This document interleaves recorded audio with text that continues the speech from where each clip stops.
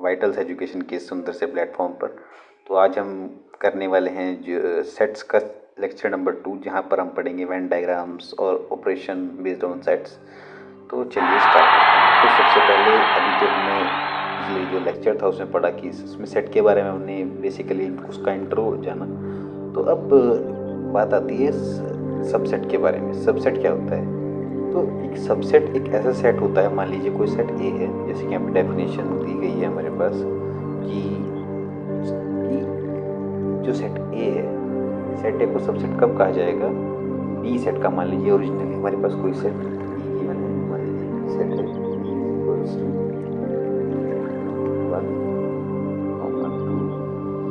3, ये हमारे पास सेट है हमारे पास। मान लीजिए तो कोई भी सेट ए है, उसे बी का सबसेट तब कहा जाएगा जब उस सेट ए में बी का हर एक एलिमेंट मतलब हर एलिमेंट जो कि ए में प्रेजेंट है वो बी का एलिमेंट हो। मान लीजिए यानी हमारे पास सेट ए है जो वो आपका है 1, 3।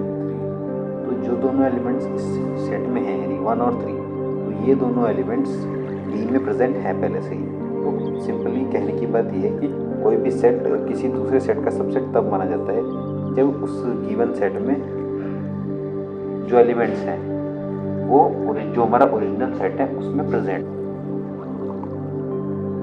तो अब हम क्या कह रहे थे? तो हम बात कर रहे थे कि सबसेट के बारे में। तो सिंपली हमने क्या कहा कि जो हमारा ओरिजिनल सेट है, मान लीजिए ए है, ये सेट है वो बी का सबसेट कब कहलाया जाएगा? जब जो एलिमेंट्स सेट ए के अंदर हैं, जितने भी एलिमेंट्स हैं वो बी के अंदर प्रेजेंट होनी चाहिए, तभी क्या कहा जाएगा? ए बी का सबसेट है। तो जो नोटेशन है इसका मतलब कि जिस साइन से हम इसको डिनोट करते हैं वो होता है ये ए इज सबसेट ऑफ बी। तो जो ये साइन है इसे हम कहते हैं, ये होता है सबसेट का साइन। ये जो साइन होता है ये होता है सबसेट का साइन। और मान लीजिए हमें डिनोट करना है कि ये सबसेट, ये बी का सबसेट नहीं है। मान लीजिए कि हमारे पास कोई सेट ए है और उसमें एलिमेंट्स हैं, उसमें एलिमेंट मान लीजिए 5 है। अब हमें पता है कि 5 एलिमेंट बी में नहीं है, तो इसे हम क्या कहेंगे? A is not a subset of B. तो ये साइन किसका हो गया कि ये इसका सबसेट नहीं है। अब हम बात करते हैं, आगे चलते हैं। तो जैसे एग्जाम्पल्स यहाँ पे गिवन है कि जैसे मैंने आपको पहले बताया कि मान लीजिए हमारे पास कोई सेट बी गिवन है और ए सेट हमने बनाया। तो जो ये सेट है, ये सेट के अंदर जो एलिमेंट्स हैं 1 और 2 वो पहले से ही बी के अंदर प्रेजेंट है। तो ए इज अ सबसेट और ए इज अ सबसेट और and a proper subset of B.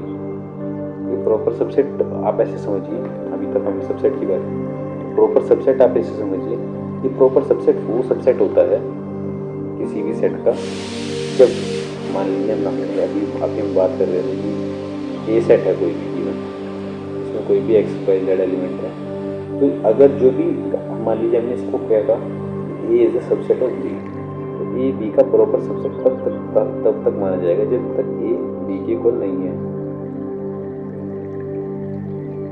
यानी कि जो ए सेट है वो बी, जब ए सेट बी सेट के इक्वल हो जाएगा तब हम उसे सबसेट तो कहेंगे, लेकिन वो प्रॉपर सबसेट नहीं होगा। तो प्रॉपर सबसेट वो सबसेट्स होते हैं जो कि बी का सबसेट तो होगा पर उसके जब इक्वल हो जाएगा तो वो प्रॉपर सबसेट नहीं कहलाएगा।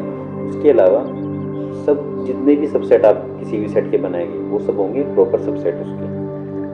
ठीक है, तो अब आगे बात करते हैं। जैसे नीचे एग्जाम्पल्स में पढ़ रहे थे, जैसे ये है ये अब यहाँ इस एग्जाम्पल में देख लीजिए। इसमें हमें गिवन है कि बी 1 2 3 4 5, ए में भी 1 2 3 4 5। तो यहाँ पे क्या किया जाएगा कि A is a subset of B, लेकिन यहाँ पर ये इसका प्रॉपर सबसेट नहीं है, नॉट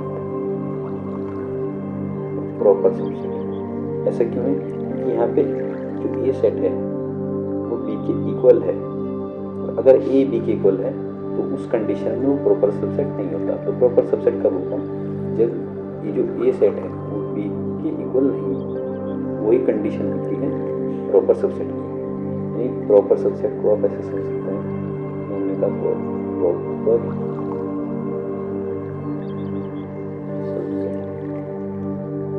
प्रॉपर सबसेट को आप ऐसे समझिए। प्रॉपर सबसेट वो सेट होंगे कि ए बी का सबसेट तो हो पर कभी भी बी के इक्वल नहीं होगा, मतलब जो एलिमेंट्स बी में हैं वो सारे एलिमेंट्स ए में नहीं होंगे, कम हो सकते हैं लेकिन सारे नहीं होंगे। मतलब कहने की बात ये है कि मान लीजिए ये कोई सेट है, इसमें होंगे 1 2 3 है, तो जो हमारा ओरिजिनल सेट था जो बी का, इसमें 1 2 3 4 एलिमेंट्स हैं, तो ये तो इसका प्रॉपर सबसेट कहलाया जाएगा। लेकिन अगर हमारे पास मान लीजिए कोई सेट बी दिया गया, बी में एलिमेंट्स हैं 1 2 3 और 4, चूँकि यहाँ पर जो डी सेट है वो बी के इक्वल है, तो जो डी है वो क्या होगा, D not proper subset of B. क्यों? कि इस कंडीशन में क्या हुआ है, इस कंडीशन में जो हमारा डी सेट था,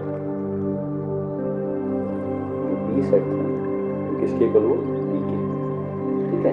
तो यही कंडीशन है, हमारे पास कंडीशन होना क्या चाहिए कि डी बी के इक्वल ना हो, तभी वो क्या होगा, प्रॉपर सबसेट।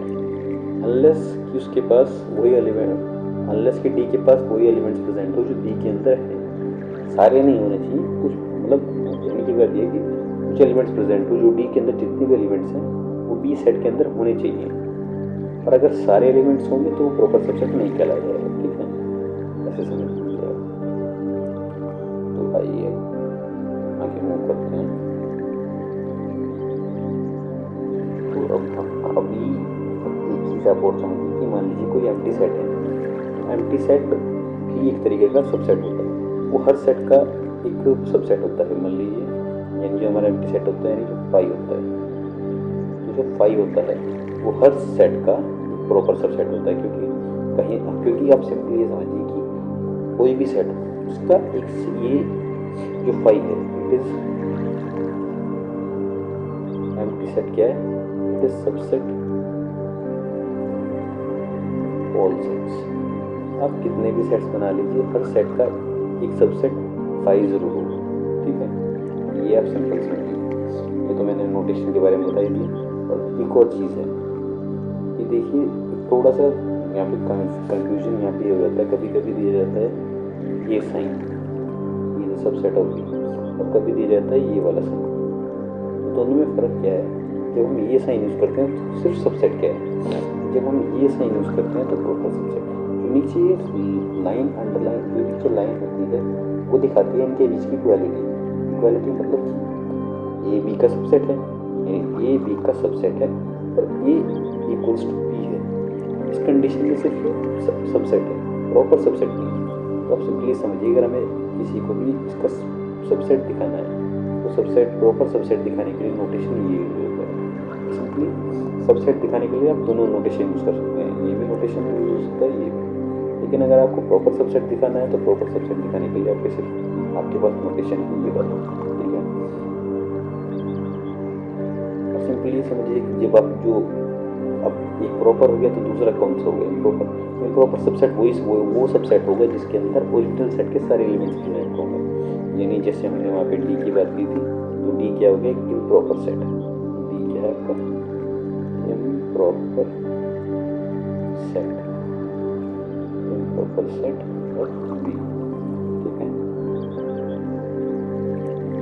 और ये तो ये हमें बताइए, कोई भी जो सेट होगा वो अपने आप का खुद का इम्प्रॉपर सबसेट तो होगा, क्योंकि मान लीजिए कोई भी सेट है, अगर वो खुद का सबसेट भी होगा तो सब सेट में सारे के सारे वही एलिमेंट्स प्रेजेंट होंगे जो हमारे ओरिजिनल सेट में प्रेजेंट हैं। ऐसे सबसेट को हम क्या कहते हैं, इम्प्रॉपर सबसेट। तो यही यहाँ पे बताया गया कि every set is improper subset of itself. और मान लीजिए अब यहाँ पे एक मैथमेटिकल जनरलाइजेशन, एक न्यूमेरिकल फॉर्मूला दिया गया है कि अगर किसी भी सेट में m एलिमेंट्स हैं, m नंबर ऑफ एलिमेंट्स हैं, तो जो उसमें सबसेट होंगे वो कितने होंगे, 2 की पावर m। इसको हम वेरीफाई कर सकते हैं, जैसे मान लीजिए बी है, बी कोई सेट है, इसके अंदर मान लीजिए कि 3 एलिमेंट,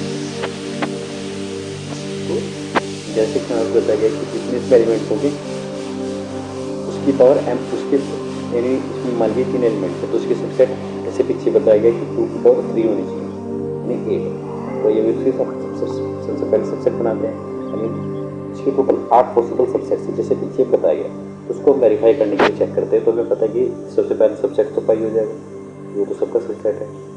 ये इसका बनेगा 1 जिसमें सिंगल एलिमेंट्स होंगे, फिर एक 2 वाला सिंगल, फिर एक बनेगा 3 वाला, ठीक है। फिर इसके बाद बन सकता है एक 1,2, फिर इसके बाद बन सकता है 1,3, इसके बाद बन सकता है 2,3 और लास्ट में आपका एक सबसेट बन सकता है 1,2,3 क्योंकि हर सबसेट अपने आप का सबसेट, हर कोई सेट अपने आप का सबसेट तो होता ही। टोटल कितने हो गए यहाँ से आप देखिए 1 2 3 4 5 6 7 8। तो यहाँ से फॉर्मूला भी वेरीफाई हो गया कि जो नंबर ऑफ सबसेट होते हैं वो कितने होते हैं। नंबर ऑफ एलिमेंट्स मान लीजिए किसी भी सेट में, मान लीजिए कि जो नंबर ऑफ एलिमेंट्स है किसी सेट में वो x हैं, तो जिसमें सबसेट होंगे वो कितने होंगे 2 की पावर x, ठीक है। और अगर इनको भी बात करें हम प्रॉपर सबसेट की, तो प्रॉपर सबसेट में पता, प्रॉपर सबसेट में ये ऊपर हमारे पास जितने भी दिए गए हैं इनमें से हमें सिर्फ कौन सा रिड्यूस करना है, ये वाला। सिंपली हमेशा इसमें सिर्फ एक ही, हर सेट का सिर्फ एक ही प्रॉपर सबसेट होगा, तो उस प्रॉपर सबसेट को हटा दीजिए तो आपके पास क्या आ जाएंगे नंबर ऑफ प्रॉपर सबसेट। तो नंबर ऑफ प्रॉपर सबसेट अगर मान लीजिए किसी सेट में m एलिमेंट्स है तो जो उसके प्रॉपर सबसेट होंगे वो कितना होंगे 2 की पावर m -1, ठीक है। ये अब हम आगे बढ़ते हैं।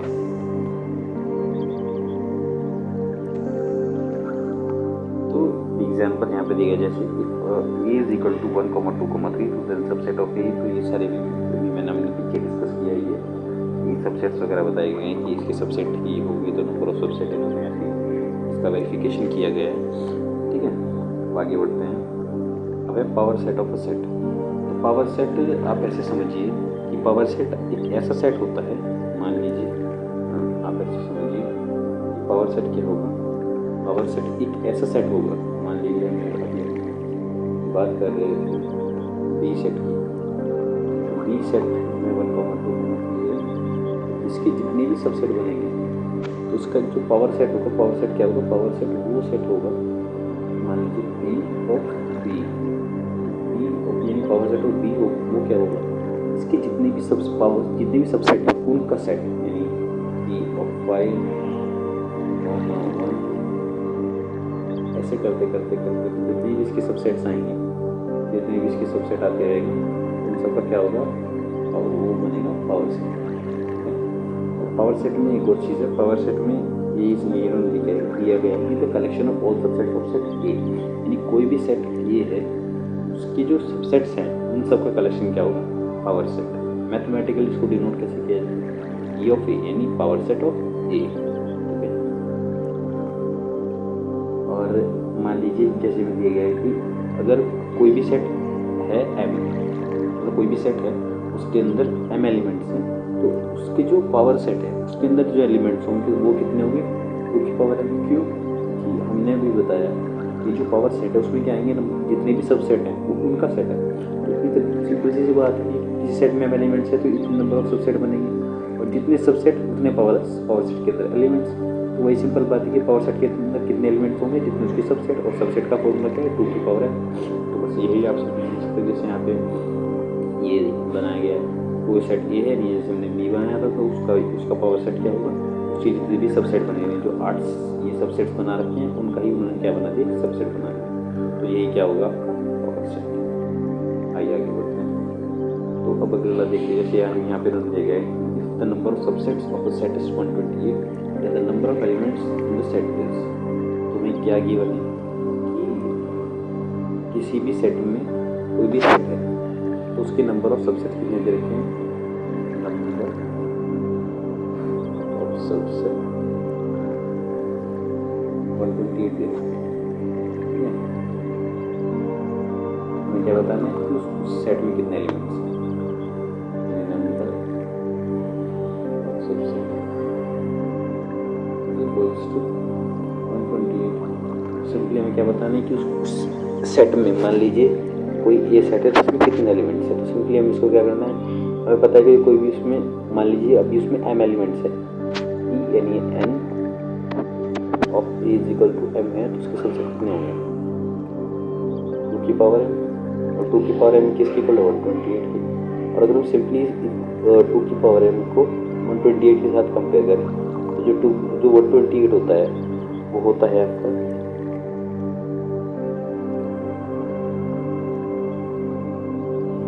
पावर 7। तो अब अगर आप सिंपली कंपेयर करें तो यहाँ से m किसके इक्वल हो जाएगा 7। तो यहाँ से आप सिंपली बता सकते हैं कि ये सेट में कितने एलिमेंट्स हैं 7। बस यही आपको पढ़ना है, ऐसे सिंपली ये क्वेश्चन किया गया और वही आपको यहाँ पे आंसर 7 सिंपली कंपेयर किया गया और कुछ नहीं किया गया। हम आगे बढ़ते हैं। अब एक होता है यूनिवर्सल सेट। यूनिवर्सल सेट वो सेट होता है जिसके अंदर सारे एलिमेंट्स होंगे। मतलब ये समझिए कि ये पूरा ये मान लीजिए कि हम सब के हैं अलग अलग सेट्स हैं इस पूरे यूनिवर्स में, और जो ये पूरा यूनिवर्स है वो क्या है पूरा यूनिवर्सल सेट, और इस यूनिवर्सल सेट के अंदर छोटे छोटे पार्ट्स हैं यानी छोटे छोटे अलग अलग सेट्स हैं। तो यूनिवर्सल सेट क्या होगा, एक ऐसा सेट जिसके अंदर सारे ऑब्जेक्ट्स या एलिमेंट्स प्रेजेंट होंगे, और जितने भी सेट प्रेजेंट हैं हमारे आसपास वो क्या होंगे उसके सबसेट होंगे, और यूनिवर्सल सेट को डिनोट किया जाता है यू से। ठीक है, तो आप जैसे ये समझिए कि मान लीजिए कोई सेट ए है 1 2 3 4 5 6 7 8 9 10, तो दो सेट है बी और सी। तो बी और सी जो है, बी और सी के अंदर वो एलिमेंट्स है जो ए के अंदर पहले से प्रेजेंट है। तो ए को क्या समझा जा सकता है यूनिवर्सल सेट किसके लिए, बी और सी के लिए। ठीक है, ओके आगे बढ़ते हैं। Venn diagram. वेन डायग्राम एक सिंपली ये समझिए कि वेन डायग्राम सेट्स के बीच में डायग्राम्स के थ्रू रिलेशनशिप दिखाने के लिए जो डायग्राम्स यूज होते हैं उन्हें वेन डायग्राम यूज कहते हैं। वेन डायग्राम का यूज वैसे भी आगे भी बहुत एप्लीकेशन हैं आपके कॉम्पिटिटिव एग्जाम्स में वेन डायग्राम के ऊपर क्वेश्चन आते हैं। वेन डायग्राम एक इंपॉर्टेंट कॉन्सेप्ट है। तो वेन डायग्राम पहले तो सिंपली डेफिनेशन यही है कि अलग अलग सेट्स के बीच का जो रिलेशन है उन्हें शो करने के लिए किसका यूज करते हैं वेन डायग्राम का। और जो वेन डायग्राम है उसमें सिंपली जो नोटेशन है, जो रेक्टेंगुलर बॉक्स दिखाया जाता है, जो रेक्टेंगुलर बॉक्स है वो यूनिवर्सल सेट के लिए यूज होता है, और उसके अंदर जो सिंपली जो सबसेट्स आते हैं उनको सर्कुलर फॉर्म में शो करते हैं। बाकी अभी हम आगे देखते हैं। तो आप सीधी समझिए कि ऑपरेशन ऑफ सेट्स यानी कोई भी सेट है उनके हम ऑपरेशन से नहीं, उनमें कोई सेट्स को दो को जोड़ना या घटाना या जो भी चीज़ें हैं वो देखते हैं। सबसे पहला आता है यूनियन। यूनियन ऑफ सेट का क्या मतलब है, यूनियन ऑफ सेट्स का ये मतलब है कि मान लीजिए दो सेट हमारे पास, सेट ए और सेट बी।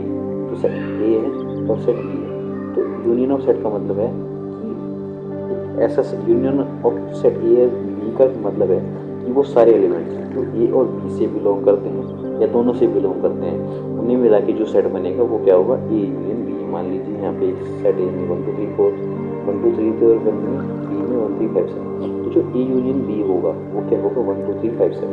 मतलब कि आप ये समझिए कि ए का तो रीजन, ये सारा रीजन है आपका ए का, ठीक है, ये सारा रीजन आपका ए का और ये रीजन था सारा बी का। तो जो इन्हें इस पूरे रीजन को जोड़ के जो एरिया आया है आपके पास वो सारा एरिया क्या होगा आपका, वो जो पूरा एरिया है आपके पास, वो जो पूरा एरिया है ये जो पूरा एरिया है, ये जो पूरा एरिया रखा है आपके पास यही है आपका ए यूनियन। ठीक है, यानी ए और बी को हमने क्या कर दिया जॉइन, यूनियन एक साथ आ गए, तो यही होता है आपका ए यूनियन। ठीक है, और उसका जो ऑपरेशन है वो ये होता है। ठीक है, आइए आगे बढ़ते हैं। अब है इसके कुछ लॉज भी होते हैं, कुछ लॉज को फॉलो करता है। सबसे पहले होता है कम्यूटेटिव लॉ। कम्यूटेटिव लॉ का मतलब क्या है कि आप ए यूनियन बी कीजिए चाहे बी यूनियन ए कीजिए, आना वही है। एसोसिएटिव लॉ को भी फॉलो करता है कि आप मान लीजिए आपके पास 3 सेट्स हैं उनका यूनियन करना है, तो ऐसा नहीं है कि आप पहले ज़रूरी है कि आपको पहले 2 का यूनियन करना है फिर तीसरे का करना है। आप किन्हीं 2 को पहले कर लीजिए फिर तीसरे को उसके बाद कर लीजिए, दोनों में आंसर सेम है। एक होता है आइडेम्पोटेंट लॉ। आइडेम्पोटेंट लॉ का मतलब ये होता है कि आप कोई भी सेट को उसी सेट के साथ यूनियन करेंगे तो आपको वही सेट वापस मिल जाएगा। सिंपली आप ये देखिए, ये कोई सेट है। अब इस सेट में कोई सेट ए है मान लीजिए, और ये आपका यूनिवर्सल सेट हो गया। तो आप इस सेट में कोई दूसरी मतलब ये ही सेट का यूनियन करते हैं तो आपको एट द एंड मिलेगा कि आपको सेट ए ही तो मिलेगा। तो यही आइडेंटिफाइड लोग होते हैं कि कोई भी सेट की है तो उसका यूनियन करने के बाद आपको वही सेट मिल जाएगा एज इट इज। क्योंकि आप ये समझिए कि एडिशन वाली चीज़ें हैं। रूल ऑफ आइडेंटिटी भी यही कहता है कि मान लीजिए आपने ये यूनियन यूनिवर्सल सेट करा, अब यहाँ पे थोड़ी चीज़ें बदली, ये यूनियन यूनिवर्सल सेट। तो ये यूनियन यूनिवर्सल सेट का मतलब क्या है कि आपने ये आपके पास ए सेट था और ये आपके पास यूनिवर्सल सेट था, तो ये पूरा यूनिवर्सल सेट और ये पूरा ये सी के अंदर आ गया। तो आपको जो लास्ट में मिला वो क्या है, यूनिवर्सल सेट, ये आपका आंसर हो गया। तो एट द एंड आपके पास आंसर क्या है कि A union universal set is equal to universal set.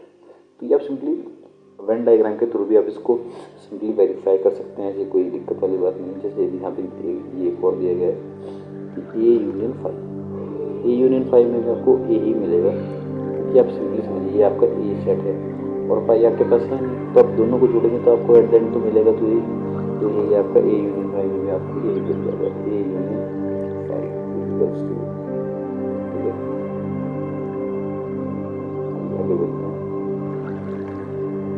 और इंटरसेक्शन ऑफ सेट्स, अभी तक मैंने पढ़ा यूनियन ऑफ सेट और इंटरसेक्शन ऑफ सेट। इंटरसेक्शन दो सेट्स का मतलब है कि ऐसे एलिमेंट्स जो दोनों को बिलोंग करते हैं, मतलब जो दोनों ऐसे ही सिर्फ वही एलिमेंट्स जो दोनों को बिलोंग करते हैं। जो ऐसा नहीं है कि आप दोनों भी जैसे यूनियन में था ये वैल्यू एलिमेंट्स एक दोनों को बिलोंग करते हो या ना हो, वो दोनों बिलोंग, ऐसा नहीं है।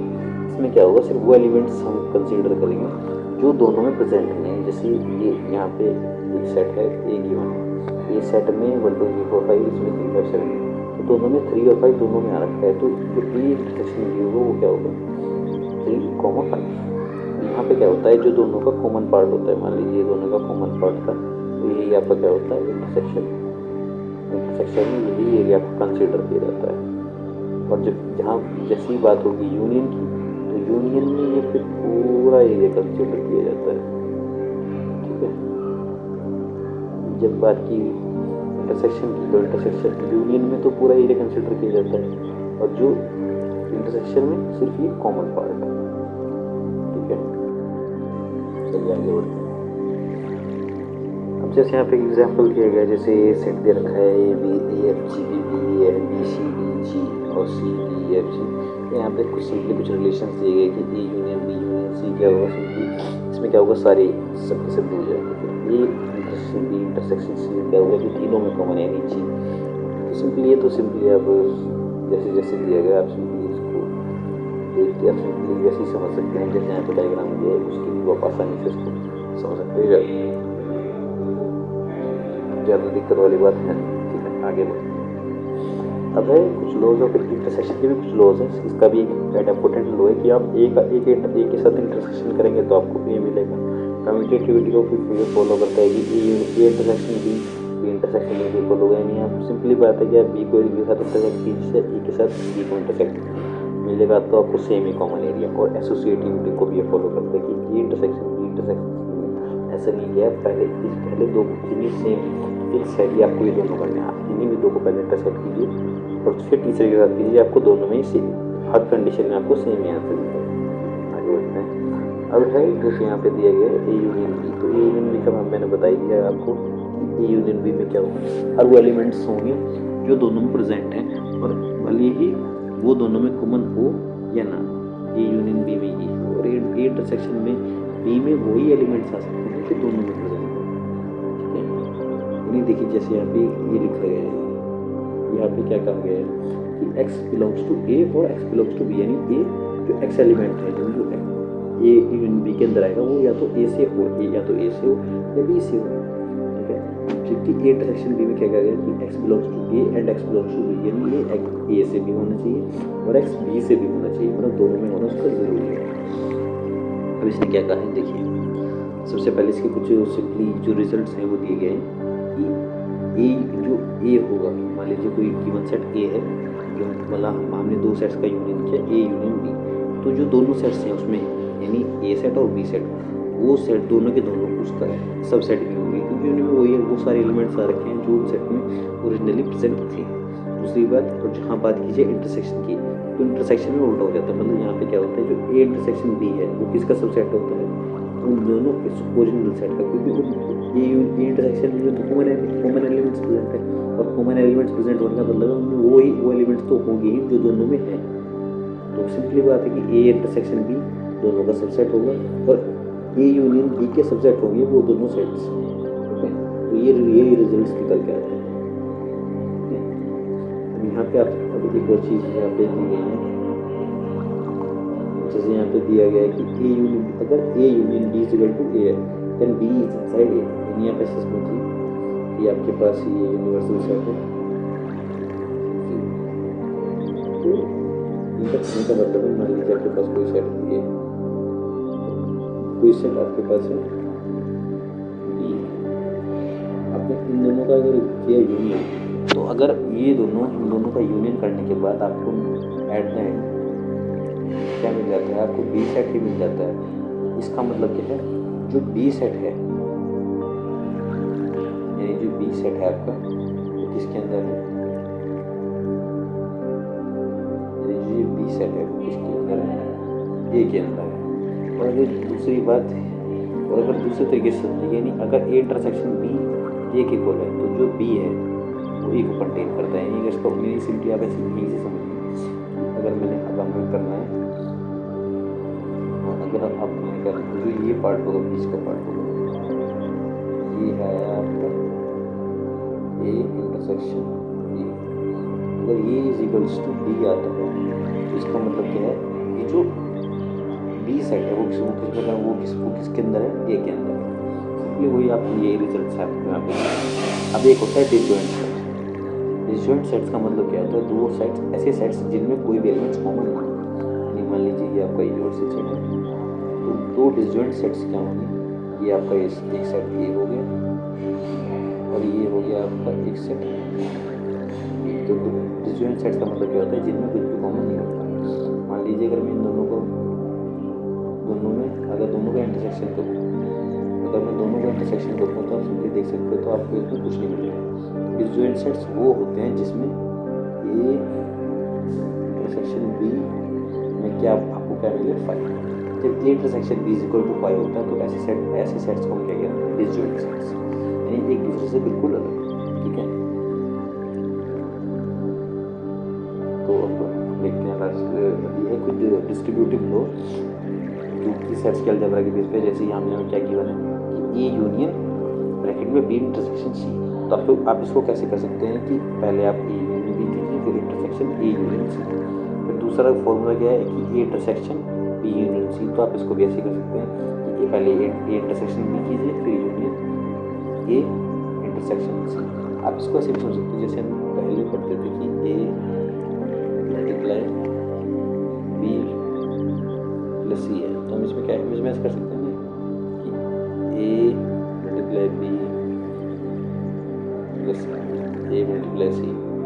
वही सेम सीन है, वही सेम चीज़ें हैं यहाँ पे। आप ऐसे इस मतलब वही इसको यहाँ पे इमेजिन कर सकते हैं, प्लस ए मल्टीप्लाई वाली चीज़। आप यहाँ पे जो यूनियन है उसको प्लस मान सकते हैं और मल्टीप्लाई को आप इंटरसेक्शन मान सकते हैं। तो उसी सेम बेसिस पे ये फॉलो होता है। जैसे यहाँ पे इन्होंने यहाँ पे इसका प्रूफ दिया कि A union B intersection C दिया है, तो वही यहाँ पे बताएगा कि कैसे उनको वही सेम रिजल्ट मिलेंगे दोनों तरीके से। जैसे आप यहाँ पे देखिए, सबसे पहले उन्होंने क्या किया, बी इंटरसेक्शन सी, तो बी इंटरसेक्शन सी से आपको क्या मिलेगा, ये एरिया। और फिर उन्होंने क्या किया, इसमें से ए के साथ ये एरिया, पूरा एरिया आपको यहाँ से ये था आपका पहले। दूसरे रिजल्ट में देखिए उसने उन्होंने क्या कहा, पहले ए यूनियन बी निकाला, तो ये पूरा का पूरा एरिया होगा आपका ए यूनियन, पूरा ए यूनियन बी होगा आपका। फिर उन्होंने किया A intersection C, A intersection C में आपको मिलेगा ये एरिया।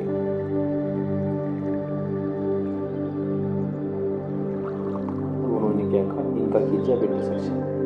इनका इंटरसेक्शन करने के आप सिंपली देख सकते हैं आपको जो एरिया मिलेगा वो कौन सा है, वो मिला ये, और आपको वही एरिया मिला है जो आपको पहले कंडीशन में मिला था।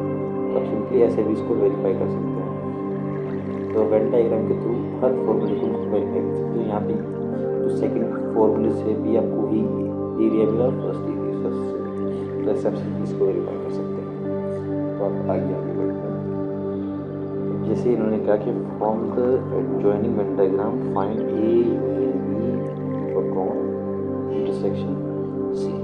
तो आप सिंपली समझिए, पहले तो आप देखिए कि इन्होंने क्या कहा, A union B, A union B से आपको क्या मिलेगा, ए यूनियन बी से आपको मिलेंगे ये सारे एलिमेंट्स, यानी 3 पहले आप लिखिए ए यूनियन बी में आपको क्या मिला, आपको मिला 3, आपको मिला 1, आपको मिला 4, आपको मिला 5, आपको मिला 2, आपको मिला 6।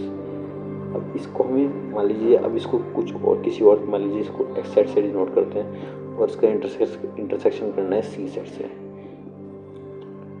तो ये आपको पूरा सेट मिल गया और सी के साथ इंटरसेक्शन करना है। तो सी के साथ इंटरसेक्शन करने पर सिंपली समझिए कि ये आपका सेट सी है।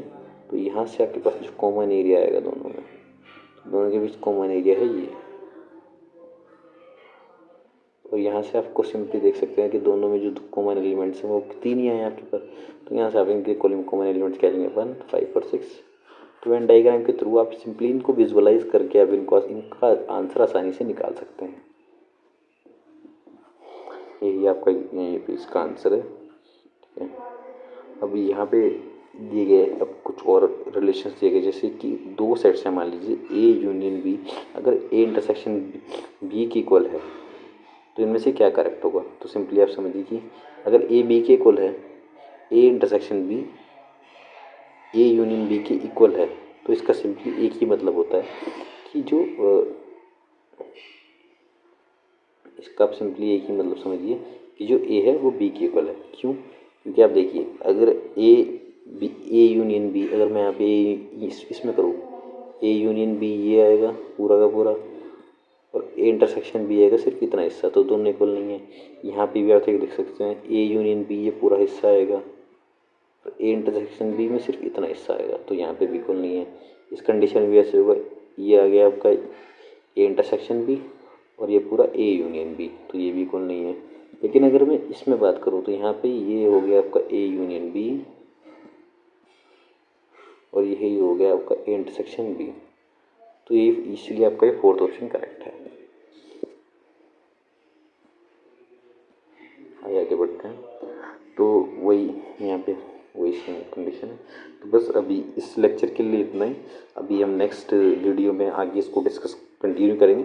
तब तक के लिए आप इस वीडियो लेक्चर को रिवाइज कीजिए और आगे आपको जो भी डाउट्स होंगे आप हमें कमेंट्स के थ्रू बता सकते हैं, और ऐसे ही हमारी वीडियो को लोगों तक पहुँचाइए। लाइक कमेंट कीजिए, शेयर कीजिए, सब्सक्राइब कीजिए हमारे चैनल को।